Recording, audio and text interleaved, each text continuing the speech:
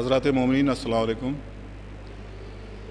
اس وقت ایک on line مجلس کے حوالے سے آپ کے روبرو حاضر ہوا ہوں۔ یہ مجلس پنجم ہے مرحوم نجم نیاز زیدی صاحب کی، جو کہ فارمر HOD تھے department of commerce Shah college کے۔ یہ شب جمعہ ہے اور جو حالات اس وقت ہمارے ملک، ہمارے شہر، خاص طور لکھنؤ میں جس طرح کے حالات رونما ہو رہے ہیں کووڈ-19 کو لے کر، روز بلکہ 2-4-10 خبریں روزانہ آتی ہیں۔ آج بھی مولانا عباس ارشاد نقوی صاحب جو اس وقت کی مجلس کو خطاب فرمائیں گے، آپ کے ایک عزیز کا انتقال ہو گیا، مہندی صاحب کا، اور اس طرح کے تمام خبریں آپ کو سوشل میڈیا کے حوالے سے یا اپنے اعزاء کے ذریعے یا جو بھی ہمارے ریسورسز ہیں ان کے ذریعے ہم کو مل رہی ہے کہ اس طرح کی پینڈیمک پرابلم بہت زیادہ بڑھ گئی ہے۔ تو گزارش یہی رہے گی ہماری ٹیم کی جانب سے کہ آپ سب اپنا خیال رکھیں اور جو فزیکل اور سوشل ڈسٹینسنگ بنانے کے لیے جو گائیڈ لائن آئی ہے اس کو باقاعدہ طور پر فالو کرتے رہیں۔ اب ہم مجلس کا باقاعدہ طور پر آغاز کرتے ہیں اور تلاوت کلام ربانی کے لیے گزارش کرتے ہیں محترم قاری ندیم نجفی صاحب سے کہ وہ تشریف لائیں اور تلاوت کلام ربانی سے مجلس کا آغاز کریں۔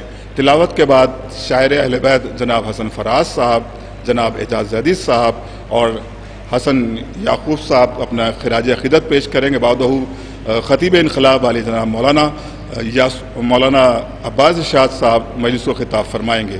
گزارش کی جاتی ہے جناب قاری ندیم نجفی صاحب سے کہ وہ تشریف لائیں اور تلاوت کلام ربانی سے مجلس کو خطاب فرمائیں، مجلس کا آغاز فرمائیں۔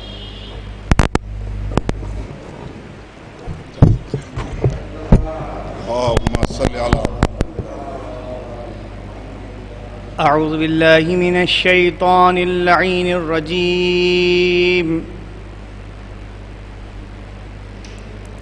بسم اللہ الرحمن الرحیم۔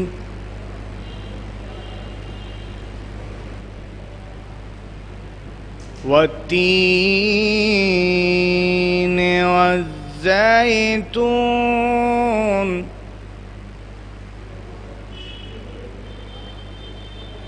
وطور سینین وهذا البلد الأمین۔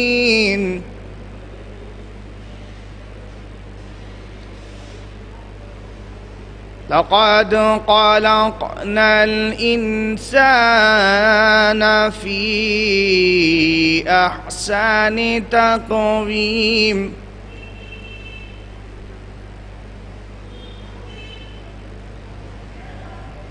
والتين والزيتون وطور سينين وهذا البلد الأمين، لقد خلقنا الإنسان في أحسن تقويم۔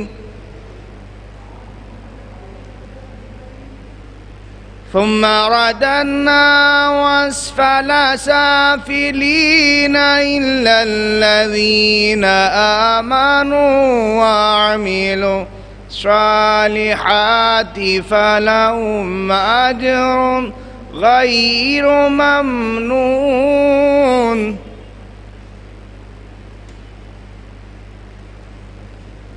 فما يكذبك بعد بالدين، أليس الله بأحكم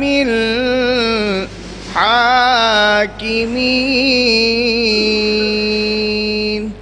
صدق الله العلي العظيم، وصدق رسول النبي الكريم، وصدق مولانا أمير المؤمنين علي بن أبي طالب، لخمسة نطفي بها حر الوباء الهاتمة، المصطفى والمرتضى وابنهما والفاطمة۔ اللهم صل على محمد وآل محمد۔ نجم نیاز زیدی صاحب کی مجلس پنجم کا آغاز تلاوت کلام ربانی سے ہوا، اور اب ہم پیشخوانی کے لیے گزارش کرتے ہیں شاعر اہل بیت جناب حسن فراز صاحب سے کہ وہ تشریف لائیں اور بارگاہ معصومین علیہ السلام میں منظوم نذرانہ عقیدت پیش فرمائیں۔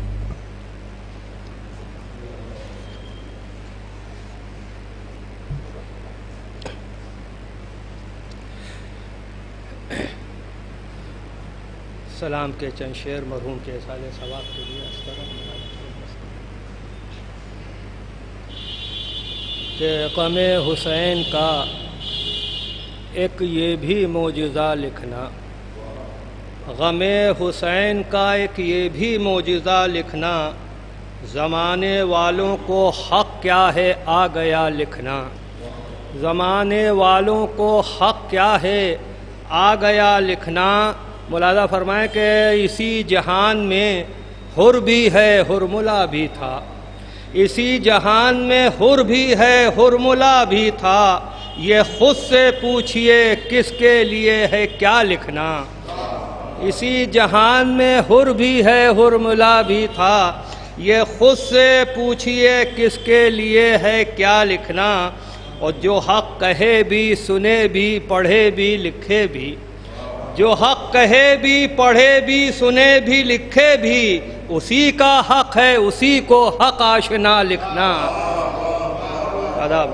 جو حق کہے بھی سنے بھی پڑھے بھی لکھے بھی، اسی کا حق ہے اسی کو حق آشنا لکھنا۔ شعر پیش کر رہا ہوں، ملاحظہ فرمائیے گا کہ کوئی بشر ہو اگر کربلا شناس نہیں، کوئی بشر ہو اگر کربلا شناس نہیں، قلم پا ظلم ہے اس کو پڑھا لکھا لکھنا۔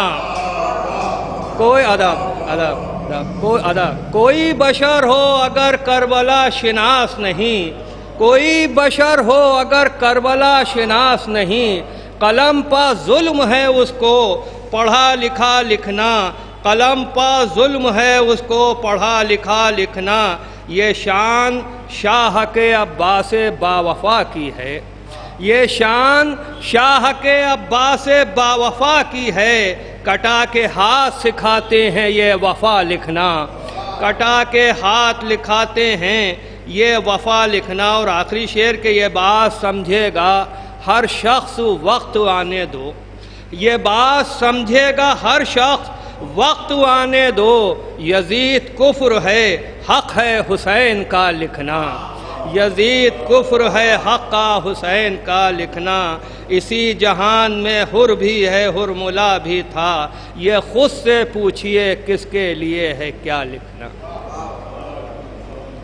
جزاک اللہ محترم حسن فراز صاحب۔ اور اب گزارش کی جاتی ہے استاد الشعراء جناب اعجاز زیدی صاحب سے کو تشریف لائیں اور مجلس پنجم میں بارگاہ معصومین علیہ السلام میں خراج عقیدت پیش کریں۔ مومنین آپ سے گزارش ہے کہ نعرہ صلوات سے اعجاز زیدی صاحب کا استقبال فرمائیں۔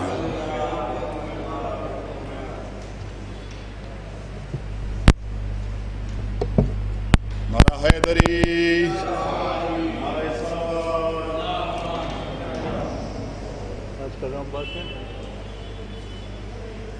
ایک سلام کے چند شعر بغیر سارے ثواب حاضر خدمت ہیں۔ جو دل حسین کا غم آشنا نہیں ہوتا، جو دل حسین کا غم آشنا نہیں ہوتا، میری نظر میں کسی کام کا نہیں ہوتا، میری نظر میں کسی کام کا نہیں ہوتا۔ اگر جہاں میں غم کربلا نہیں ہوتا، اگر جہاں میں غم کربلا نہیں ہوتا، تو کائنات کا کچھ فائدہ نہیں ہوتا، تو کائنات کا کچھ فائدہ نہیں ہوتا۔ میری لہج بھی اندھیروں میں ڈوب جاتی اگر میری لہج بھی اندھیروں میں ڈوب جاتی اگر کفن میں ذرہ خاک شفا نہیں ہوتا، میری لہج بھی اندھیروں میں ڈوب جاتی اگر کفن میں ذرہ خاک شفا نہیں ہوتا۔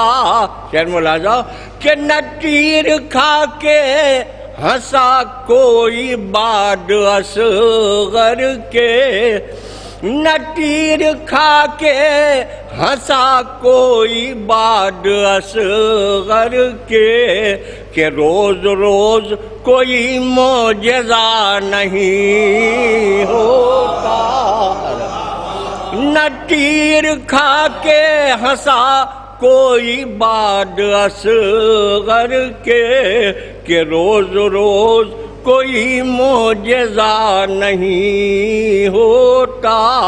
اور نصیب ایسا کہاں تھا کہ فاطمہ آتی، نصیب ایسا کہاں تھا کہ فاطمہ آتی، ہمارے گھر میں جو فرش عزا نہیں ہوتا، نصیب ایسا کہاں تھا کہ فاطمہ آتی، ہمارے گھر میں جو فرش عزا نہیں ہوتا۔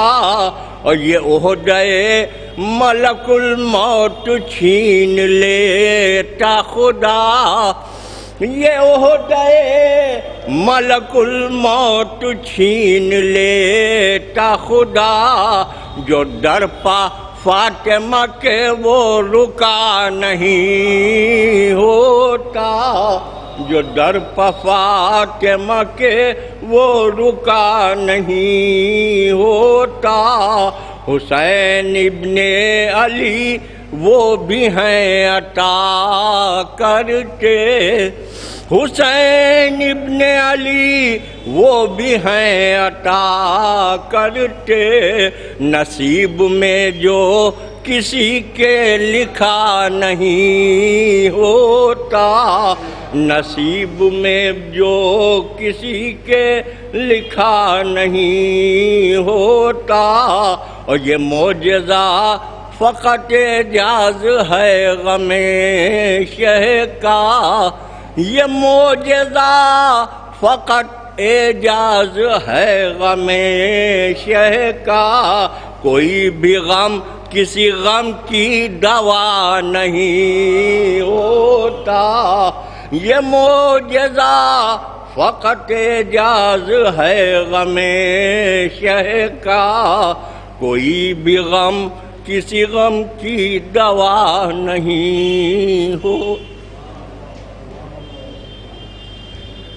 گزارش کی جاتی ہے مرحوم نجم نیاز زیدی صاحب کے داماد جناب حسن یعقوب صاحب سے کہ تشریف لائیں اور اپنے تاثرات سامعین کے درمیان پیش کریں۔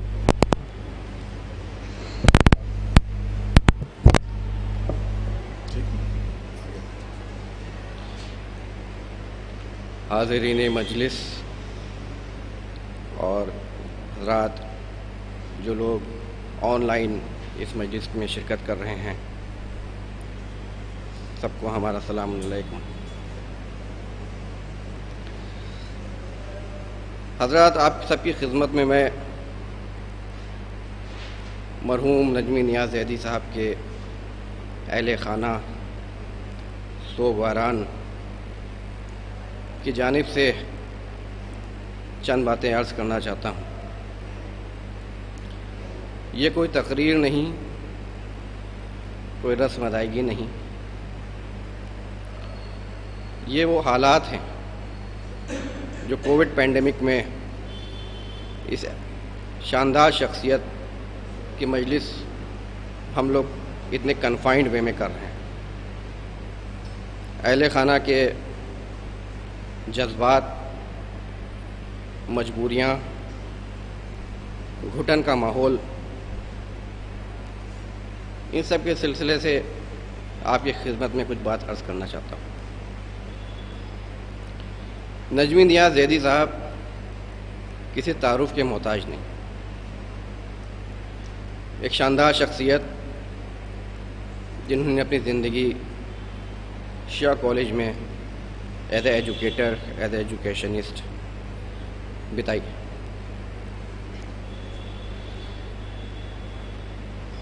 میری لغت میں شاید ان کے کردار، روشن کردار کے لیے لفظ کم پڑ جائیں، لیکن میں نجمی نیاز زیدی صاحب کو لگ بھگ 5 سال سے بہت ہی قریبی سے جانتا تھا۔ ان کے سلسلے سے چند باتیں کہ ایک کامیاب انسان، غریبوں کے مددگار، ایجوکیشن کے حوالے سے زندگی بھر کام کیا، اور جب کبھی بھی خاص کر کے ضلع امروہہ سے کسی بچے کو پریشانی ہوتی تھی، وہ کہتے تھے شیعہ کالج میں ایڈمیشن تمہارا ہم کرائیں گے۔ رہنے والے ضلع امروہہ کے تھے وہ، وہاں کبھی انہوں نے احسان ادا کر دیا۔ آج وہ بچے جہاں بھی اچھی جگہ پہ کام کر رہے ہوں گے، وہ نجمی نیاز زیدی صاحب کی بدولت ہے۔ ایمانداری کے پیروکار تھے، بلکہ یوں کہوں کہ امام حسین کی مجلس کبھی کوئی چھوڑتے نہیں تھے، اور عشق علی، نام علی جب بھی آیا چہرے پہ مسکراہٹ شاد ہو جاتا۔ آج ایسی شخصیت کی مجلس ہم لوگ اتنے کنفائنڈ وے میں آن لائن ذریعے سے کر رہے ہیں، کیونکہ ایک ویژنری آدمی تھے وہ ہوتے تو وہ خود بھی یہی کہتے کہ دوسروں کو بچانا ہے، تو ان کے اہلیہ، ان کے اہل خانہ کے حکم کے مطابق ہم لوگوں نے آن لائن مجلس کا اہتمام کیا۔ تاریخ میں بڑی بڑی شخصیتیں گزری،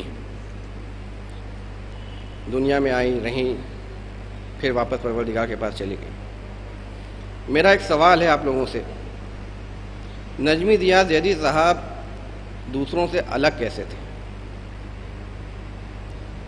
میں نے جو ان کو آبزرو کیا، ایک چیز مجھے ایسے ہی لگی جو مجھے آج تک زندگی میں کبھی کسی شخص نے وہ کر نہیں پایا، ریگولر نہیں کر پایا، وہ تھی ماں کی خدمت۔ ان کی زندگی میں تو ماں کی ہر آدمی خدمت کرتا ہے۔ جب ان کی ماں کا انتقال ہوا تو انہوں نے عباس بھائی کربلا میں ان کو دفن کیا، اور اس دن سے جب تک ان کا انتقال ہو گیا وہ روز ان کی قبروں پہ جاتے تھے، فاتحہ پڑھتے تھے، روشن کرتے تھے، ان سے باتیں کرتے تھے۔ اور آج وہ نہیں رہے تو ماں کی قبر کے بغل میں ہی وہ آرام کر رہے ہیں۔ ایسی اعلیٰ شخصیت کے لیے میں اور کیا کر سکتا ہوں؟ ہمت کی ہے چند اشعار ان کی شان میں اور اماموں کے حوالے سے، اجازت ہو تو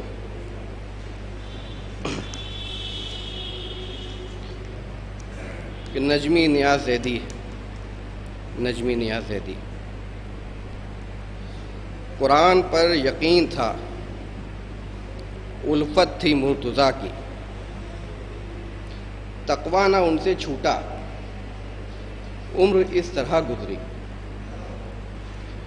تھے وہ غریب پرور، علم و ادب کے پیکر، مر کر بھی سرخرو ہیں نجمی نیاز زیدی۔ اور ماں کی لحد پر ہر دن ملنے کو ان کا آنا، ثابت یہ کر رہا ہے مادر تھی ان کو پیاری۔ پہنچے قریب مادر آغوش میں لحد کے، سوتے چین سے ہب نجمی نیاز زیدی۔ مولا کے منتظر کا سانسوں نے ساتھ چھوڑا، مولا کے منتظر کا ساسوں نے ساتھ چھوڑا، عشق علی کا لیکن اب تک سفر ہے جاری۔ وہ پنجتن کے عاشق شہدائے ابن حیدر، وہ پنجتن کے عاشق شہدائے ابن حیدر، جنت کے اب مکی ہیں نجمی نیاز زیدی۔ ہر آنکھ رو رہی ہے، ہر دل تڑپ رہا ہے،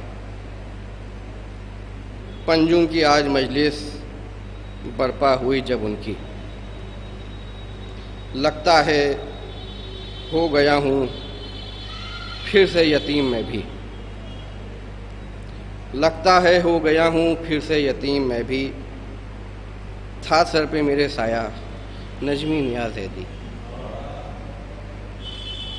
آخری شعر پیش خدمت کہ پھیلا ہوا ہے ہر سو کردار کا اجالا، پھیلا ہوا ہے ہر سو کردار کا اجالا، گو موت نے بجھا دی ہے شمع زندگی کی،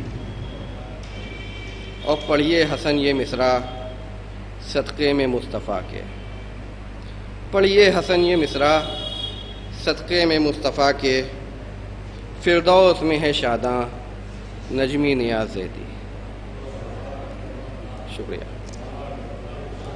جزاک اللہ جناب حسن یعقوب صاحب، آپ نے اپنے جذبات اس اشعار کے ذریعے سامعین کے درمیان پیش کیے، اور مجلس میں اب مزید تاخیر کی ضرورت نہیں ہے۔ گزارش کی جاتی ہے خطیب اہل بیت علی جناب مولانا عباس شجاعت نقوی صاحب سے کہ وہ تشریف لائیں اور مجلس پنجم کو خطاب فرمائیں۔ بر محمد و آل محمد صلوات۔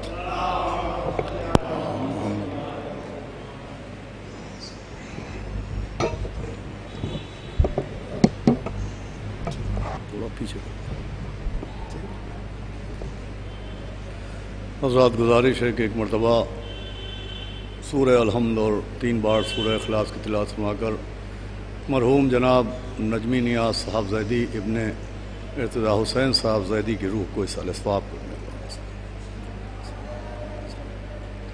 بسم اللہ الرحمن الرحیم۔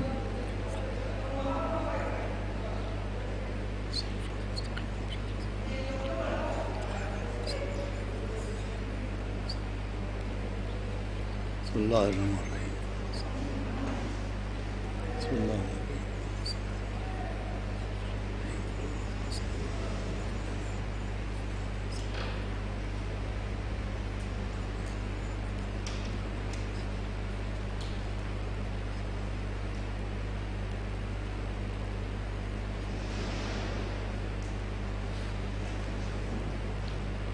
فاتحہ۔ بسم اللہ الرحمن الرحیم۔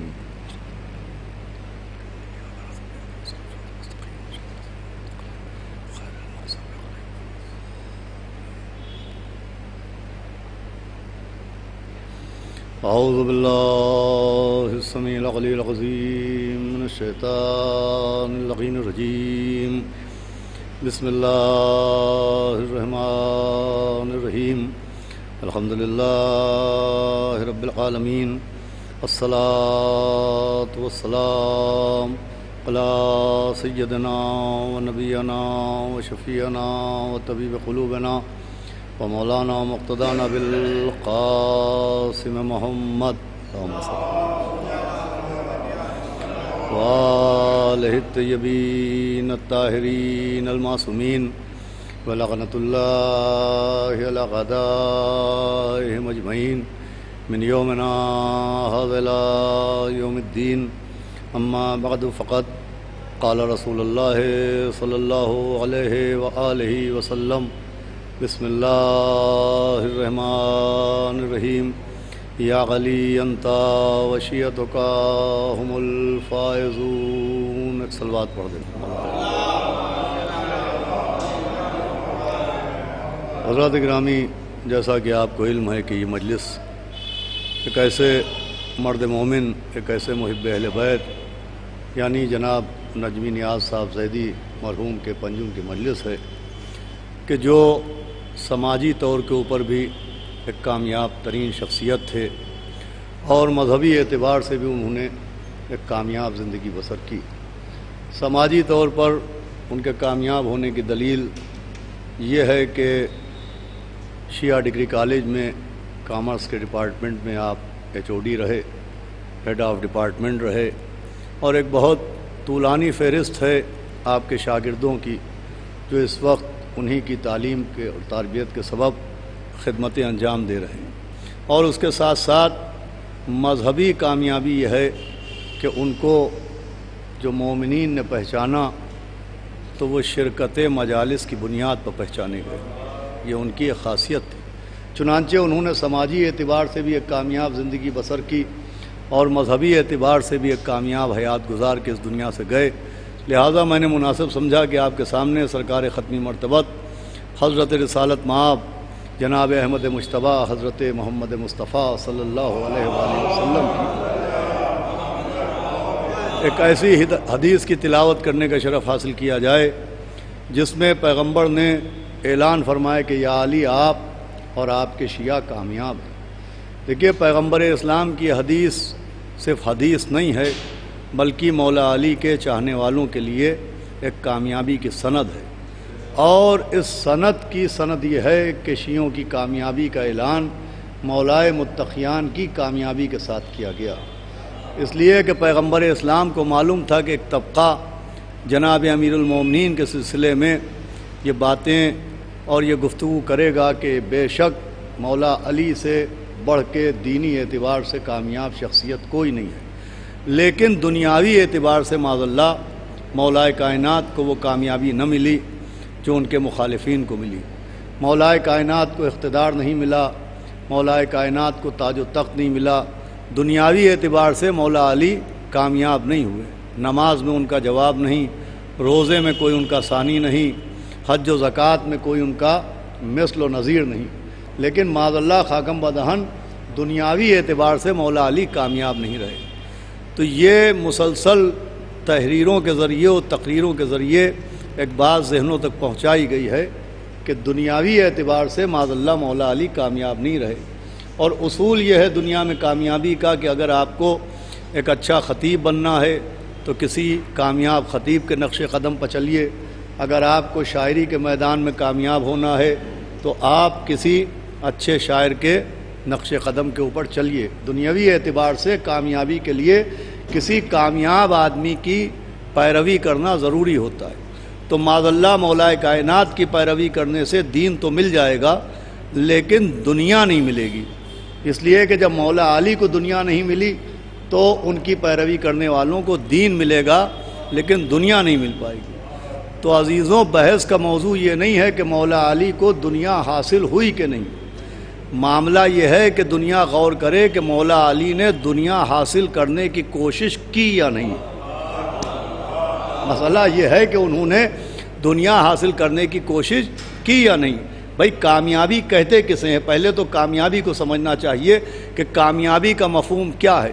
تو میں مثال کے طور پہ آپ کی خدمت میں عرض کروں کہ میں صبح شام مجالس پڑھتا ہوں، خدمت عزا کرتا ہوں، عزاداری کی اور عزاداروں کی خدمت کرتا ہوں، تو یہ جو میں مجالس پڑھتا ہوں تو مجالس کے پیچھے میرا مقصد کیا ہے، خدمت عزا کے پیچھے میرا مقصد کیا ہے؟ تو اگر میں مجلس اس لیے پڑھتا ہوں کہ مجھے شہرت مل جائے، مجھے عزت مل جائے، لوگ میرا احترام کریں، لوگ مجھے جھک جھک کے سلام کریں، میری تعریف ہو، میری تعظیم ہو، میری تکریم ہو، مجھے شہرت مل جائے، مجھے دولت مل جائے، تو اب اگر میرا مقصد یہ ہو کہ مجھے عزت و دولت ملے، مجھے شہرت و نام و نمود ملے، تو مجلس پڑھنے کے بعد اگر کوئی عزت نہ کرے تو میں ناکام ہوں، کوئی مجھے سلام نہ کرے تو میں ناکام ہوں، کوئی میرا نام نہ جانے تو میں ناکام ہوں۔ یہ کب؟ جب میرا مجلس پڑھنے کا مقصد شہرت ہو، جب میرا مجلس پڑھنے کا مقصد نام و نمود ہو، جب میرا مجلس پڑھنے کا مقصد دولت و مال و زر ہو۔ لیکن اگر میرا مجلس پڑھنے کا مقصد ترویج ولایت امیر المومنین ہو، اگر میرا مجلس پڑھنے کا مقصد ترویج حق جناب زہرا ہو تو مجلس پڑھنے کے بعد کوئی احترام کرے نہ کرے، کوئی سلام کرے نہ کرے، کوئی عزت کرے نہ کرے، اگر میں حق زہرا بیان کر کے چلا جاؤں تو یہ کامیابی ہے۔ اگر میں ترویج ولایت کر کے ممبر سے اتر آؤں تو یہ کامیابی ہے۔ اس کا مطلب کامیابی کا انحصار عوام یا کثرت کی خوشنودگی پر نہیں ہوتا ہے، مقصد کی حصول یابی پر ہوتا ہے۔ غور فرمایا آپ نے، کامیابی کا انحصار مجمع کی خوشنودگی پر نہیں ہوتا ہے، کامیابی کا انحصار مقصد کی حصول یابی پر ہوتا ہے۔ سوال یہ ہے کہ مولا کائنات کی زندگی کا مقصد کیا تھا؟ میرے مولا علی نے کب کہا کہ مجھے حکومت چاہیے، مجھے تاج و تخت چاہیے، مجھے مال و زر چاہیے، مجھے دینار و درہم چاہیے؟ مولا علی کا مقصد ہے اقیم الصلاۃ، مولا علی کا مقصد ہے آتوا الزکوٰۃ، مولا علی کا مقصد ہے تحفظ قرآن، مولا علی کا مقصد ہے تحفظ ایمان، مولا علی کا مقصد ہے تحفظ کعبہ، مولا علی کا مقصد ہے تحفظ مساجد، مولا علی کا مقصد ہے ترویج طہارت و شریعت۔ تو اب دنیا یہ نہ دیکھے کہ مولا علی کے پاس تاج و تخت ہے کہ نہیں، مولا علی کے پاس دولت و دینار و درہم ہے کہ نہیں، دنیا یہ دیکھے کہ آج روئے زمین پر مسجدیں ہیں کہ نہیں، کعبہ ہے کہ نہیں، نماز ہے کہ نہیں، روزہ ہے کہ نہیں، حق کی باتیں ہیں کہ نہیں، شریعت کا ذکر ہے کہ نہیں، طہارت ہے کہ نہیں، عبادت ہے کہ نہیں، مسجدوں میں نمازی ہیں کہ نہیں، تلاوت قرآن ہے کہ نہیں۔ عزیزوں میں عرض کروں، یہ جو مسجدوں سے اللہ اکبر کی آوازیں آتی ہیں، یہ صرف اللہ کی کبریائی کا اعلان نہیں ہے، یہ مولا علی کی کامیابی کا اعلان ہے۔ صلوات بھیجے محمد و آل محمد۔ دیکھیں سمجھنا چاہیے کامیابی کہتے کسے ہیں؟ دنیا نے کامیابی کا معیار یہ بنایا ہے کہ دولت مل جائے تو ہم کامیاب، اقتدار مل جائے تو ہم کامیاب، تخت و تاج مل جائے تو ہم کامیاب، زمین و جائیداد ہمارے پاس ہو تو ہم کامیاب، باغ و باغات ہمارے پاس ہوں تو کامیاب۔ یہ دنیا کے بنائے ہوئے معیار ہیں۔ مسئلہ یہی ہے کہ کچھ معیار دنیا نے بنائے ہیں اور کچھ معیار قرآن نے پیش کیے ہیں، کچھ معیار پیغمبر اسلام نے پیش کیے ہیں۔ دنیا کے بنائے ہوئے معیار اور ہیں اور بارگاہ عصمت سے جو پیش کیے گئے وہ معیار اور ہیں۔ مثال کے طور پر لفظ معصوم، اگر آپ اس لفظ معصوم کے لیے دنیا کا معیار دیکھیے تو لفظ معصوم کا مفہوم و معیار جو دنیا نے بنایا ہے وہ اور ہے، اور لفظ معصوم کا معیار و اسٹینڈرڈ جو قرآن نے پیش کیا ہے وہ اور ہے۔ بہت توجہ سنیے گا، لفظ معصوم کے لیے جو دنیا نے معیار و مفہوم بنایا ہے وہ اور ہے، اور جو قرآن نے لفظ معصوم کے لیے معیار پیش کیا ہے وہ اور ہے۔ اہل دنیا نے لفظ معصوم کا معیار یہ بنایا ہے کہ ہمارے سماج و ہمارے معاشرے میں کم سن بچوں کو معصوم کہا جاتا ہے، بے شعور بچوں کو معصوم کہا جاتا ہے۔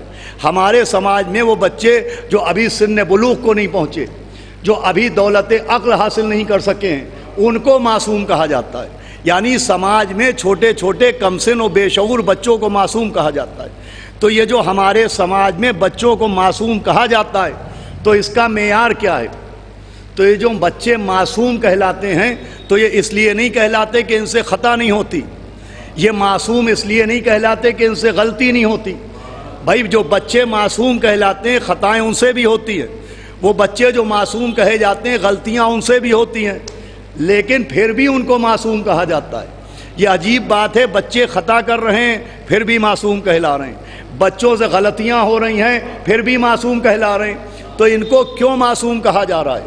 تو خطا نہ کرنے کی وجہ پر معصوم نہیں کہلاتے، یہ غلطی نہ کرنے کی وجہ سے معصوم نہیں کہلاتے، یہ معصوم اس لیے کہلاتے ہیں کہ یہ ناسمجھی میں خطا کرتے ہیں، یہ بے سمجھے بوجھے غلطیاں کرتے ہیں، اس لیے سماج نے ان کو معصوم کہا ہے۔ اب سمجھیے جو بے سمجھے خطا کرے وہ سماج والا معصوم ہے، اور جس کے دامن سے خطا گزرنے ہی نہ پائے وہ قرآن والا معصوم ہے۔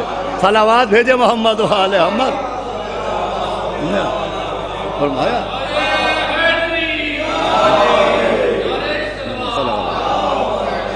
جو بے سمجھے بوجھے خطا کرتا ہے وہ سماج والا معصوم ہے، اور جس کے لیے قرآن آیے تطہیر کی سند پیش کر رہا ہے وہ قرآن والا معصوم ہے۔ بھائی دیکھیے ہمارے سماج میں بچے معصوم کہلاتے ہیں لیکن خطا نہ کرنے کی وجہ سے نہیں، ابھی میں نے عرض کیا غلطی نہ کرنے کی وجہ سے نہیں، حد یہ ہے کہ عدم طہارت کی بنیاد پر بھی ایک معصوم نہیں کہلاتے، انہیں جو معصوم کہا جاتا ہے تو اس لیے نہیں کہا جاتا ہے کہ یہ طہارت سے دور نہیں ہوتے ہیں، نجاست سے یہ دور ہوتے ہیں۔ یہ بات بہت قابل غور ہے۔ جو بچے معصوم کہلاتے ہیں وہ اس لیے نہیں کہلاتے کہ نجاست کے قریب نہیں جاتے یا یہ رزق کے قریب نہیں جاتے۔ سماج ان بچوں کو معصوم کہتا ہے کہ جو نجاست سے قریب رہتے ہیں مگر پھر بھی معصوم کہے جاتے ہیں۔ اور اس کی دلیل یہ ہے کہ اگر ہمارے سماج کا بچہ، ہمارے گھر کا بچہ مصلی پر بیٹھ جائے تو اسے فوراً مصلی سے ہٹا دیا جاتا ہے اور اقرار کیا جاتا ہے کہ یہ نجاست سے دور نہیں ہے۔ اب سمجھیے جسے مصلی سے ہٹا دیا جائے وہ سماج والا معصوم ہے، اور جسے سجدے کے عالم میں پشت پر بٹھا لیا جائے وہ قرآن والا معصوم ہے۔ صلوات بھیجے محمد و آل محمد۔ تو عزیزان گرامی، سماج نے معیار الگ الگ بنائے، لفظ معصوم کے لیے معیار الگ بنایا، ویسے ہی کامیابی کے لیے بھی عزیزان گرامی جو سماج نے معصوم جو معیار بنایا ہے وہ اور ہے، اور کامیابی کے لیے جو قرآن نے معیار پیش کیا ہے، کامیابی کا جو اسٹینڈرڈ پیغمبر اسلام نے پیش کیا ہے وہ اور ہے۔ بھئی سماج میں کامیابی کسے کہتے ہیں؟ سماج میں کامیابی یہ ہے کہ اقتدار مل جائے، یہ کامیابی، مال و منان مل جائے، یہ کامیابی، مال و زر مل جائے، یہ کامیابی، زمین و جائیداد مل جائے، یہ کامیابی۔ میدان جنگ میں کامیابی کا معیار یہ بنایا گیا کہ جو اپنے دشمنوں کا سر اڑا دے وہ کامیاب ہے، جو میدان جنگ میں لاشیں بچھا دے وہ کامیاب ہے، جو سر و تن کو جدا کر دے وہ کامیاب ہے۔ بھئی سماج نے کامیابی کا معیار یہ بنایا ہے کہ میدان جنگ میں جو لاشیں گرائے وہ کامیاب ہے، جو تلوار چلائے وہ کامیاب ہے، جو تنوں سے سروں کو اڑائے وہ کامیاب ہے۔ لیکن آپ قرآن کی نظر سے دیکھیں کہ قرآن کسے کامیاب کہہ رہا ہے۔ بھئی یہ بات بہت قابل توجہ ہے، اور اسی پر گفتگو کا اختتام ہوگا۔ پھر سے سنیے، سماج میں کامیابی کا معیار یہ ہے کہ اگر میدان جنگ میں دیکھیے تو میدان جنگ میں جو لاشیں گرائے وہ کامیاب، جو سر اڑائے وہ کامیاب، جو مقتل کو خون کا دریا بنائے وہ کامیاب۔ سماج میں کامیابی کا یہ معیار ہے۔ لیکن اگر آپ قرآن سے پوچھئے تو قرآن کامیابی کا معیار کچھ اور بتا رہا ہے، اور قرآن میں کامیابی کا معیار یہ ہے کہ قرآن میں 114 سوروں میں ایک سورہ ہے جس کا نام ہے سورہ فتح، جس کو ہم اپنی زبان میں کامیابی کہتے ہیں، اسی کو عربی زبان میں فتح کہتے ہیں۔ سورہ فتح کا مطلب کامیابی والا سورہ۔ قرآن کے 114 سوروں میں ایک سورہ ہے جس سورہ کا نام ہے سورہ فتح، اور جس کی پہلی آیت ہے بسم اللہ الرحمن الرحیم، انا فتن لکا فتح مبینہ، کہ میرے رسول ہم نے آپ کو کامیابی عطا کی اور کھلی ہوئی کامیابی عطا کی۔ سورہ فتح کا مطلب ہے کامیابی والا سورہ۔ اب ذرا مفسر قرآن سے پوچھئے کہ جو سورہ فتح ہے کامیابی والا سورہ، یہ کس جنگ کے بعد نازل ہوا؟ بھائی سورہ فتح کس جنگ کے بعد نازل ہوا؟ سورہ فتح جنگ بدر کے بعد نازل ہوا، یا جنگ احد کے بعد نازل ہوا، جنگ خندق کے بعد نازل ہوا، یا جنگ خیبر کے بعد نازل ہوا، جنگ موتا کے بعد نازل ہوا، یا جنگ حنین کے بعد نازل ہوا؟ تو علماء کہتے ہیں یہ سورہ فتح کسی جنگ کے بعد نازل نہیں ہوا ہے، یہ سورہ فتح صلح حدیبیہ کے بعد نازل ہوا ہے۔ بولو ہمارے یہاں یہ سورہ فتح صلح حدیبیہ کے بعد نازل ہوا ہے۔ صلح حدیبیہ وہ واقعہ ہے کہ جس میں پیغمبر اسلام میں اور مشرکین کے بیچ میں ایک صلح ہوئی تھی، ایک معاہدہ ہوا تھا جسے تاریخ صلح حدیبیہ کہتی ہے۔ یہ صلح حدیبیہ کے بعد نازل ہوا۔ عجیب بات ہے، سورہ کا نام ہے کامیابی والا سورہ، مگر کسی جنگ کے بعد یہ سورہ نازل نہیں ہوا، صلحوں کے بعد نازل ہوا۔ جہاں لوہے کی تلواریں چلیں وہاں یہ سورہ نازل نہیں ہوا، جہاں لکڑی کا قلم چلا وہاں یہ سورہ نازل ہوا۔ صلوات بھیجے محمد و آل محمد۔ بھئی عجیب منزل ہے، صلح حدیبیہ میں لکڑی کے قلم سے صلح نامہ لکھا گیا، وہاں یہ سورہ نازل ہوا۔ جہاں تلواریں چلیں، جہاں لاشیں گریں، جہاں خون بہے، جہاں سر تن سے جدا ہوئے، وہاں سورہ فتح نازل نہیں ہوا۔ وہاں اللہ نے نبی سے نہیں کہا کہ انا فتن لکا فتح مبینہ، کہ نبی ہم نے آپ کو کامیابی عطا کی اور کھلی ہوئی کامیابی۔ جہاں صلح نامہ لکھا گیا، نبی اور مشرکوں میں صلح ہوئی، وہاں یہ سورہ نازل ہوا۔ میں کہوں گا یہ کیا معاملہ ہے؟ جہاں لوہے کی تلواریں چلی وہاں سورہ نازل نہیں ہوا، جہاں لکڑی کا قلم چلا وہاں سورہ نازل ہوا، اور صلح حدیبیہ کو کامیابی قرار دیا گیا۔ آخر صلح کو کامیابی کیوں قرار دیا گیا؟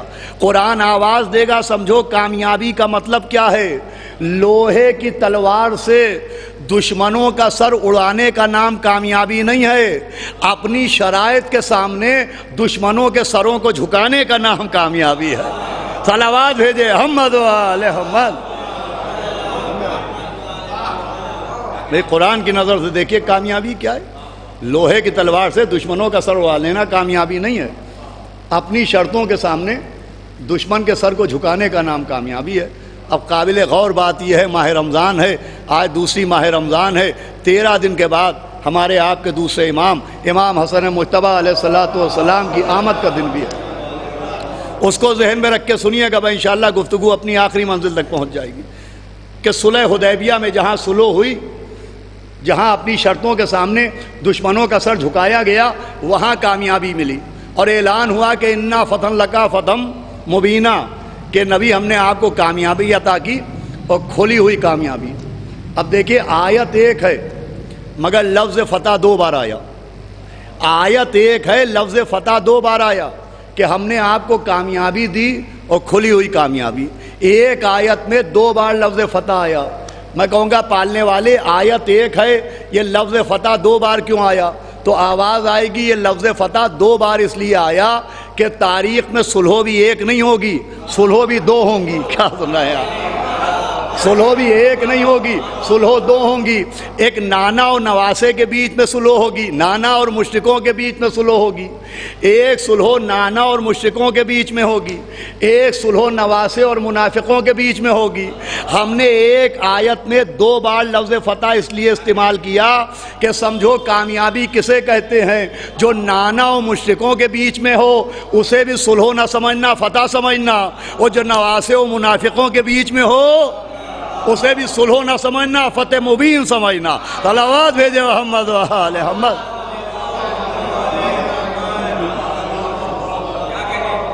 صلح حدیبیہ بھی فتح ہے تو صلح امام حسن مجتبیٰ بھی فتح ہے۔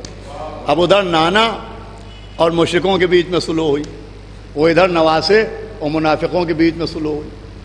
وہاں نانا نے اپنی شرطوں کے سامنے مشرکوں کا سر جھکایا، یہاں نواسے نے اپنی شرطوں کے سامنے منافقوں کا سر جھکایا۔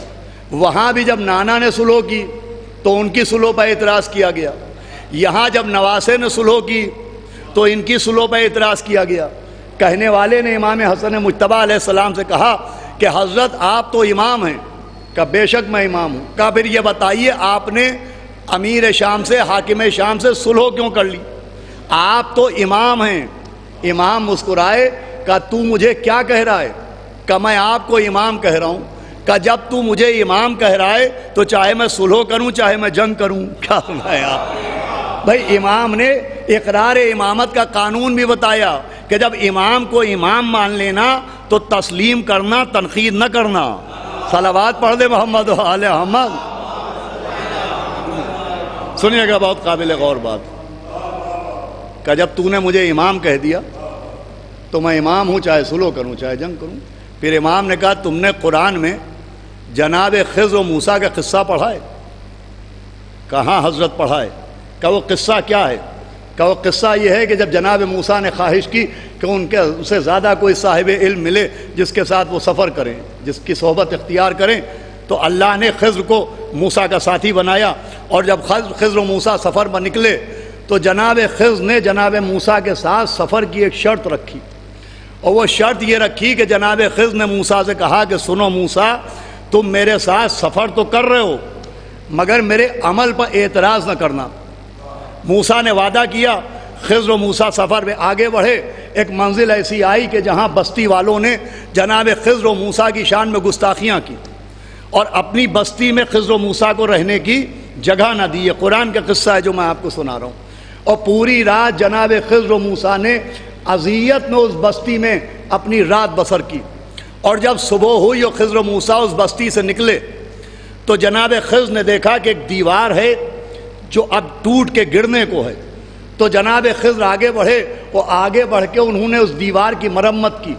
جیسے ہی خضر نے دیوار کی مرمت کی ویسے ہی موسیٰ نے کہا کہ حضرت انہوں نے ہمارے ساتھ یہ سلوک کیا، دیوار کو درست کر دیا۔ خضر نے کہا تم نے وعدہ کیا تھا کہ تم میرے عمل پر اعتراض نہ کرو گے۔ موسیٰ نے معذرت کی، اگلی منزل آئی، دیکھا کہ ایک دریا ہے جس میں کشتیاں ہیں، تو جناب خضر نے آگے بڑھ کے ایک کشتی میں سوراخ کیا، ایک کشتی کو ناقص بنا دیا۔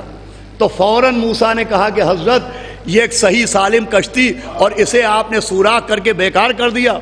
تو خضر نے کہا پھر تم نے اپنے وعدے کو توڑا، تم نے کہا تھا کہ تم مجھ پر کوئی اعتراض نہ کرو گے، میرے عمل پر تنقید نہ کرو گے۔ اگلی منزل آئی اور جناب خضر نے کمسن بچے کو قتل کر دیا۔ موسیٰ بے چین ہو کے بولے کہ حضرت اب اس بات کا سبب میری سمجھ میں نہ آیا کہ آپ نے کمسن بچے کو قتل کیوں کر دیا۔ تو خضر نے کہا موسیٰ تمہارا راستہ الگ ہو گیا، ہماری راہ الگ ہو گئی، تم میں ہم میں اب جدائی ہوتی ہے، لیکن جاتے جاتے ہمارے اعمال کا سبب بھی سن لو۔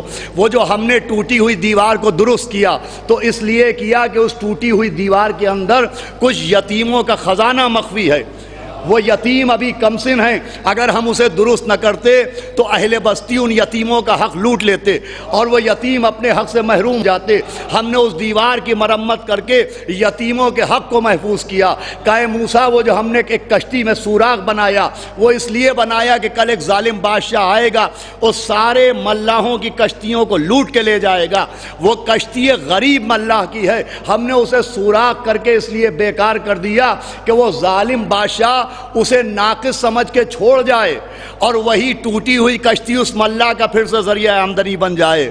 کہ موسیٰ جو ہم نے کمسن بچے کو قتل کیا تو اس لیے قتل کیا کہ وہ بچہ بڑا ہو کے اپنے ماں باپ کے لیے اذیت کا سبب بنتا۔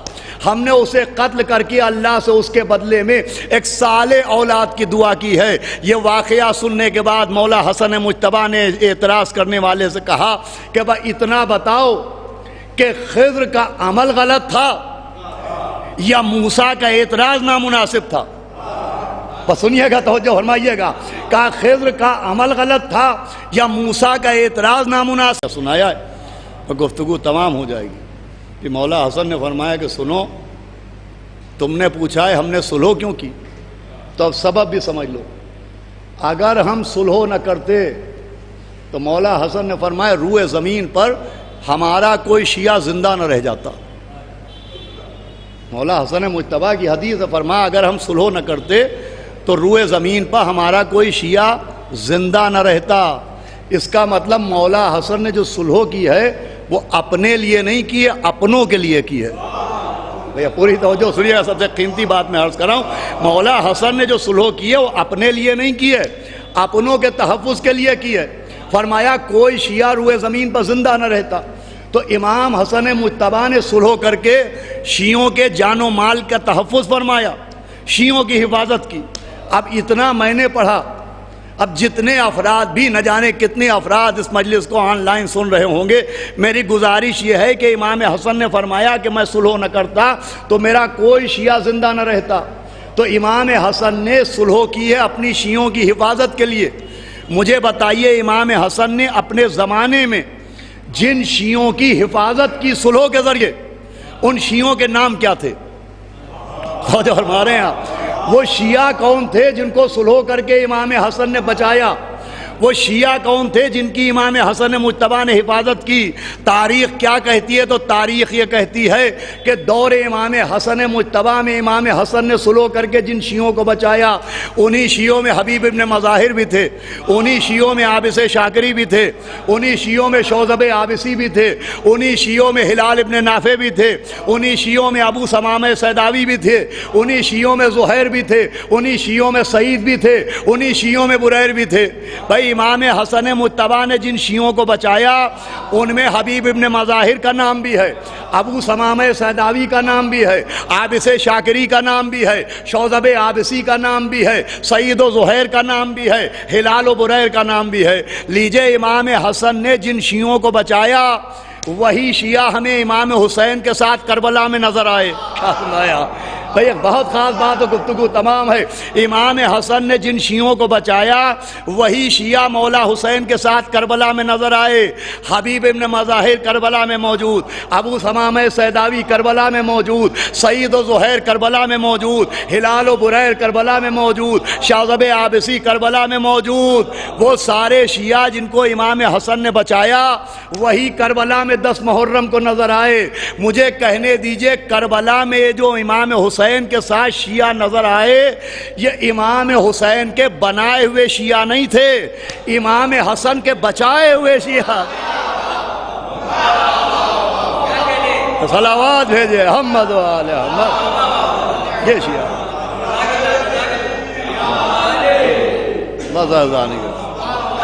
کہ مولا حسن مجتبیٰ کے بچائے ہوئے شیعہ. یہ کامیابی ہے اور یہ صلح کا مقصد تھا. یا علی انتا و شیعتوں کا ہم الفائزون ہے شیعہ. یا علی آپ و آپ کے شیعہ کامیاب ہیں. عزیزوں کامیابی کا جو معیار سماج نے پیش کیا ہے وہ اور ہے، جو قرآن نے پیش کیا ہے، جو پیغمبر نے پیش کیا ہے وہ اور ہے. قرآن کی کامیابی کا معیار یہ ہے کہ انا فتح لکا فتح مبینہ. نبی کی کامیابی کا معیار یہ ہے کہ یا علی انتا و شیعتوں کا ہم الفائزون. مولا علی نے جو کامیابی کا ایک اسٹینڈرڈ بیان کیا تو فرمایا زندگی ایسے گزارو کہ جب تک زندہ رہو لوگ تم سے ملنے کے مشتاق رہیں، اور جب مر جاؤ تو لوگ تم کو یاد کر کر کے روتے رہیں. یہ ہے کامیاب زندگی کے راز و رموز، یہ ہے کامیاب زندگی کے ٹپس. آج دنیا ٹپس بیان کرتی ہے تو اگر ٹپس لینا ہے تو قرآن سے حاصل کیجئے، حدیث رسول سے حاصل کیجئے، حدیث امیر المومنین سے حاصل کیجئے کہ زندہ رہو تو ایسے کہ جب تک زندہ رہو لوگ تم سے ملنے کے لیے بے چین رہیں، مشتاق رہیں، تمہیں ڈھونڈیں، تمہیں تلاش کریں. اس حدیث کا مطلب آپ سمجھتے ہیں؟ اگر اس کے ڈیپتھ میں جائیے تو مولا علی کا کیا پیغام ہے؟ اس حدیث کے ڈیپتھ میں مولا علی کا پیغام یہ ہے کہ کامیاب زندگی یہ ہے کہ جب تک زندہ رہو لوگ تم سے ملنے کی جستجو کریں. اس میں مولا علی کا پیغام یہ ہے کہ سماج میں اس طرح سے زندگی گزارو کہ ضرورت مند نہ بنو، لوگوں کی ضرورت بن جاؤ. ضرورت مند نہ بنو، لوگوں کی ضرورت بن جاؤ. یہ کامیاب ہے، زندگی کا راز ہے. اور جن مرحوم کے اصالِ ثواب کی مجلس ہے ہمارے نجمی نیاز زیدی صاحب مرحوم، وہ جناب امیر المومنین کی اس حدیث کے اوپر ہمیں پوری زندگی مکمل عمل کرتے ہوئے نظر آئے. بڑی کامیاب زندگی اس اعتبار سے بھی گزاری. دیکھیں معلم، تعلیم دینے والا، اس کا بہت بڑا مرتبہ ہوتا ہے. جیسے موت کی قسمیں، موت کی مختلف قسمیں. ایک موت وہ ہے کہ انسان کے بدن سے روح نکل گئی، اس کو بھی موت کہا جاتا ہے. کلو نفس ذائقۃ الموت. اور پھر جو یہ نیند ہوتی ہے، ہم جو سوتے ہیں، تو نبی نے فرمایا ہے کہ نیند موت کی بہن کا نام ہے. اس نیند کو بھی موت قرار دیا گیا ہے. اسی لیے حکم ہے جب بستر پر سونے جانا تو باوضو جانا، کلمہ پڑھ لینا، اس لیے کہ نہ جانے اس کے بعد اٹھنا نصیب ہو کہ نہ نصیب ہو. نیند ٹیمپریری موت کا نام ہے اور موت پرماننٹ نیند کا نام ہے. پھر مولا علی نے فرمایا کہ الفقر و موت الاکبر، فقر و فاقہ سب سے بڑی موت کا نام ہے. تو جیسے موت کی قسمیں ہیں ویسے ہی عزیزان گرامی میں آپ کی خدمت میں عرض کر رہا تھا کہ کامیابی کا معیار بیان کر رہا تھا، ویسے ہی انسان کی زندگی میں نے عرض کیا آپ کی خدمت میں کہ اگر اس ڈیپتھ میں جائیے تو مولا علی نے فرمایا ہے کہ ضرورت بنو، ضرورت مند نہ بنو کہ لوگ تمہیں تلاشیں، لوگ تم سے ملنے کی جستجو کریں کہ تم کہاں ہو، لوگوں کی ضرورت بن جاؤ. یہ کامیابی ہے. ضرورت مند ہونا اور ہے، ضرورت ہونا اور ہے. میں نے عرض کیا تھا کہ نجمی نیاز زیدی صاحب اسی اصول جناب امیر المومنین کے اوپر عمل کرتے رہے، اور جس شعبے سے وابستہ تھے، یعنی شیعہ ڈگری کالج میں HOD تھے، ہیڈ آف ڈپارٹمنٹ رہے، اور نہ جانے کتنے بچوں کو انہوں نے تعلیم دی. تو تعلیم دینے والے کو عربی میں معلم کہتے ہیں. اور میں نے ابھی عرض کیا کہ جیسے موت کی قسمیں ہوتی ہیں ویسے ہی باپ کی بھی قسمیں ہیں. ایک باپ وہ ہوتا ہے جو والد کہلاتا ہے، والد یعنی جو سبب ولادت بنے. نبی کی حدیث ہے کہ شریعت میں باپ بھی 3 ہیں. شریعت میں جیسے میں نے عرض کیا نیند بھی موت ہے، فقر و فاقہ بھی موت ہے، اور بدن سے روح نکل جائے یہ بھی موت ہے. ویسے ہی شریعت میں باپ بھی 3 قسم کے بیان کیے گئے.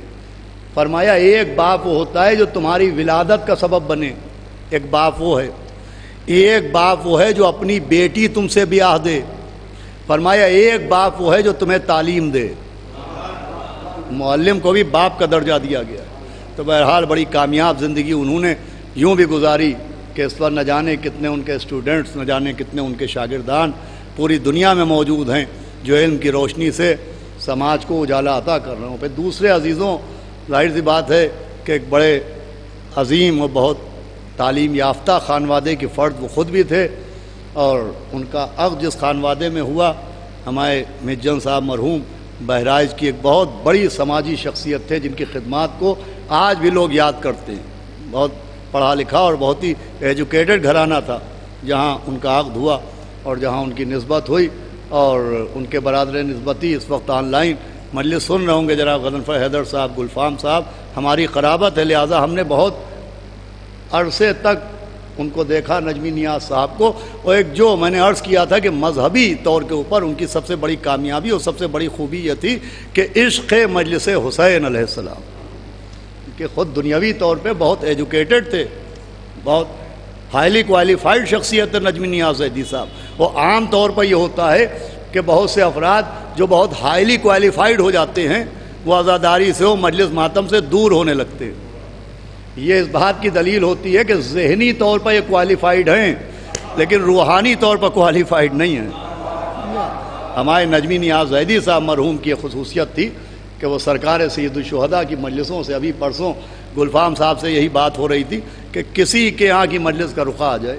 اکثر ایسا بھی ہوتا ہے کہ بہت سے افراد ایسے جن کا پکارنے کا نام کچھ اور ہوتا ہے، اصل نام کچھ اور ہوتا ہے، لیکن جب مجلس کے رخے آتے ہیں تو اس میں ان کا اصل نام ہوتا ہے، تو یہ اندازہ نہیں ہو پاتا کہ کن صاحب کی مجلس ہے یا کن صاحب نے بلایا ہے۔ لیکن ان میں خصوصیت تھی، وہ صرف جان پہچان اگر ظاہر ہو جائے کہ صاحب فلاں نے بلایا ہے، اسی شرط کے اوپر مجلس میں نہیں جاتے تھے، صرف مجلس کا رخا آ جائے اور وہ مجلس اعضاء میں پہنچ جاتے تھے۔ عزیزان گرامی، یہ اس بات کی دلیل ہے کہ ان کو معرفت تھی کہ فرش اعضاء پہ صرف عزادار نہیں ہوتے ہیں، فرش اعضاء پر سب سے پہلے وہ بی بی آتی ہے جس نے ایک ہی تمنا کی تھی، بابا مجھ پر روئے گا کون، بابا میرے لال پہ آنسو کون بہائے گا، بابا میرے حسین کا فرش اعضاء کون بچھائے گا۔ بس عزیزوں، اللہ ان کے پورے خانوادے کو توفیق صبر عطا فرمائے، ان کی بیوہ کو، ان کی بیٹی کو، ان کے بیٹے کو، ان کے داماد حسن یعقوب میاں کو ابھی آپ سماعت فرما رہے تھے جو تعزیت پیش کر رہے تھے۔ بڑا سخت موقع ہے۔ دیکھیے اس حالات میں، اس زمانے میں جو اموات ہو رہی ہیں، اور اموات کے بعد جو سب سے بڑا سخت مرحلہ ہے، وہ سخت مرحلہ یہ ہے کہ اہل غم کو صبر نہیں مل پا رہا ہے۔ ایک عجب بے چینی کی کیفیت ہے۔ جن گھروں میں موتیں ہو رہی ہیں ان گھروں میں تدفین بھی ہو گئی اور تکفین بھی ہو گئی، لیکن اس کے باوجود بھی دل کو ایک بے چینی محسوس ہو رہی ہے۔ اس کا سبب یہ ہے کہ عام حالات میں جب کسی کا انتقال ہوتا ہے اور اعلان انتقال ہوتا ہے تو اعزاء آتے ہیں، اقربا آتے ہیں، وہ رسا کو گلے سے لگاتے ہیں، تعزیت پیش کی جاتی ہے، میت میں مجمع ہو جاتا ہے، قبر پر پہنچ جاتے ہیں، مٹی دی جاتی ہے، سورہ فاتحہ پڑھا جاتا ہے، تو اس سے صاحبان غم کا دل ہلکا ہو جاتا ہے۔ مگر اس زمانے میں عزیزان گرامی جو بے چینی بڑھ رہی ہے، خود مرحوم کے خانوادے والے اس بات کو محسوس کر رہے ہوں گے۔ میں ان کی بیوہ کی خدمت میں، ان کی بیٹی کی خدمت میں، ان کے بیٹے کی خدمت میں، ان کے داماد، ان کے بھائیوں، ان کے تمام اعزاء کی خدمت میں بات پیش کروں گا کہ مجھے احساس ہے کہ آپ کے دل پر کیا گزر رہی ہوگی۔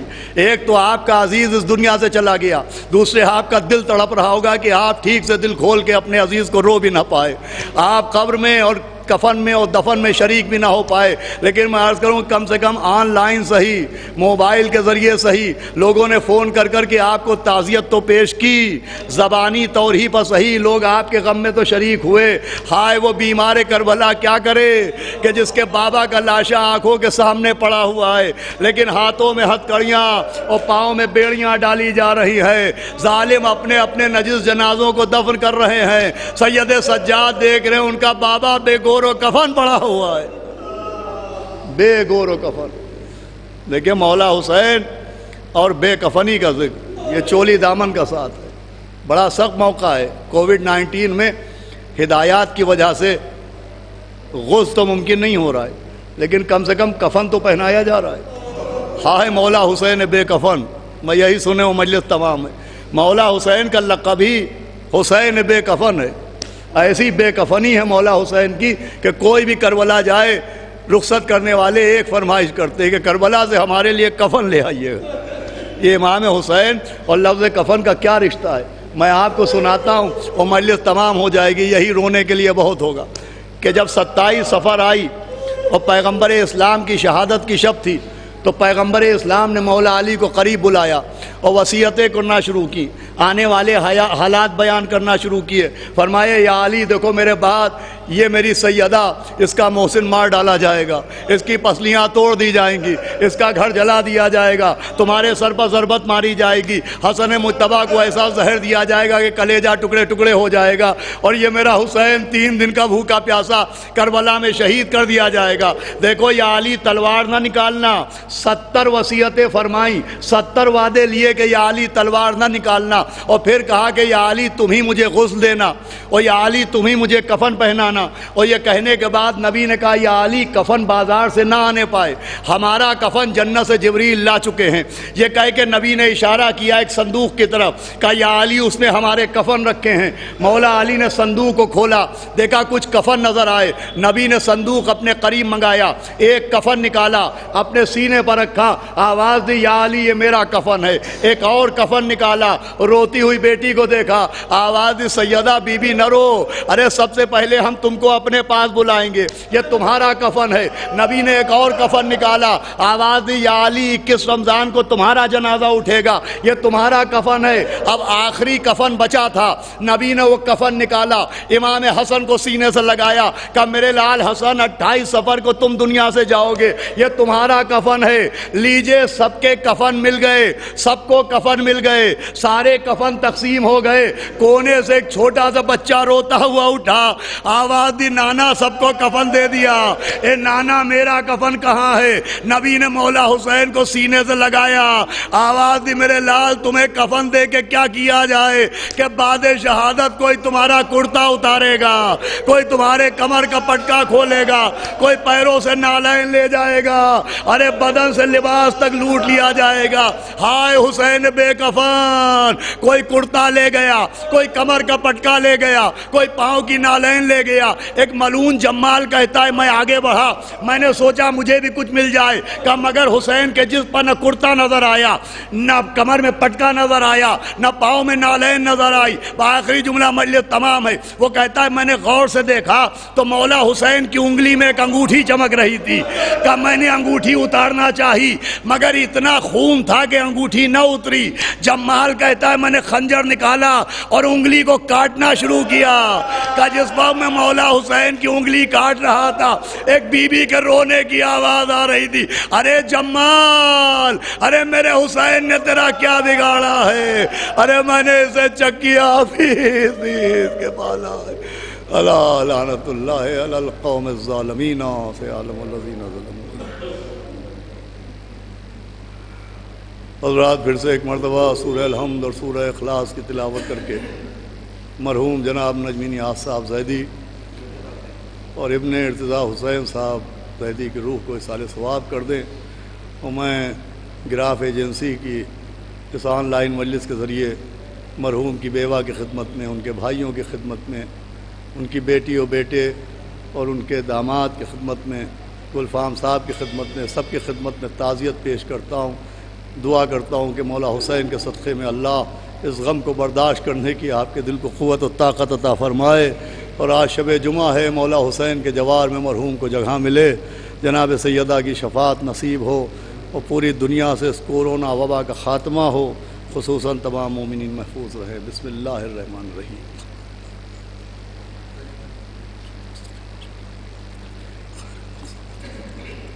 بسم اللہ الرحمن الرحیم۔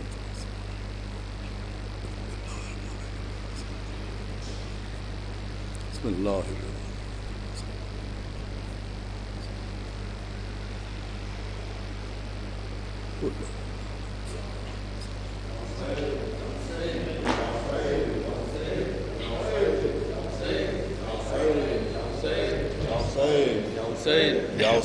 یا حسین، یا حسین، خون میں ڈوبا جلتی زمین پر لاشائے سرور پڑا ہوا ہے، خون میں ڈوبا جلتی زمین پر لاشائے سرور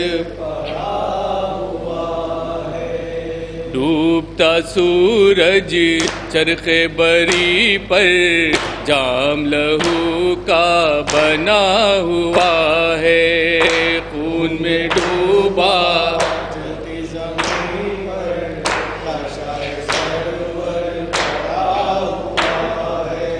زینب مزتر کا ہے یہ نوحہ، کیسا یہ دن قسمت نے دکھایا، آہ جو کل تک بھرا ہوا تھا، آہ جو کل تک بھرا ہوا تھا، آج وہی گھر ٹوٹا ہوا ہے، خون میں ڈوبا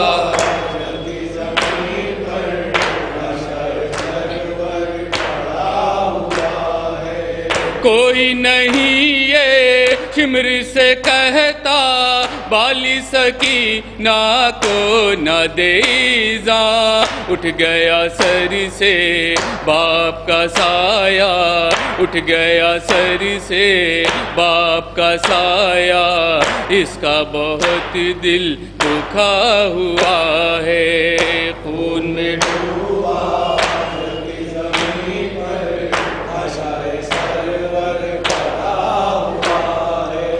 رحم کسی کو اس پر نہ آیا، کھینچ کے بستر لے گئے آدھا، ہائے میرا بیمار بھتیجا، ہائے میرا بیمار بھتیجا، غشم زمین پر پڑا ہوا ہے، خون میں ڈوبا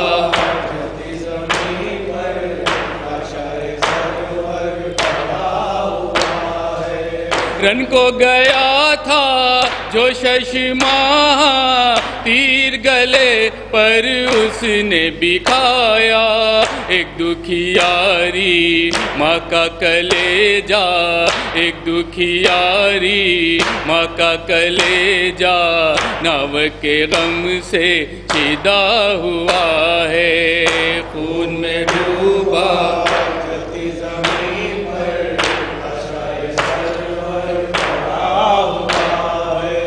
باقی ہے ایمان کی عزت، قائم ہے ارکان شریعت، انور خون شے کی بدولت، انور خون شے کی بدولت، دین پیغمبر بچا ہوا ہے، خون میں ڈوبا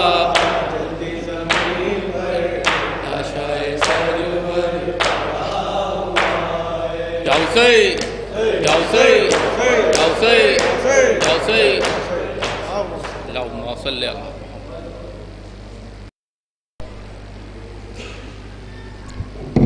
حضرات، نجم نیاز زیدی مرحوم کے پنجم کی مجلس اس وقت آن لائن منعقد ہوئی۔ تمام متعلقین کی جانب سے تمام جو ویورز آن لائن اس مجلس کو سن رہے تھے ان سب کا شکریہ مرحوم کے متعلقین کی جانب سے ادا کیا جاتا ہے، ٹیم گراف ایجنسی کی جانب سے سبھی آن لائن ویورز کا شکریہ ادا کیا جاتا ہے۔ خدا حافظ۔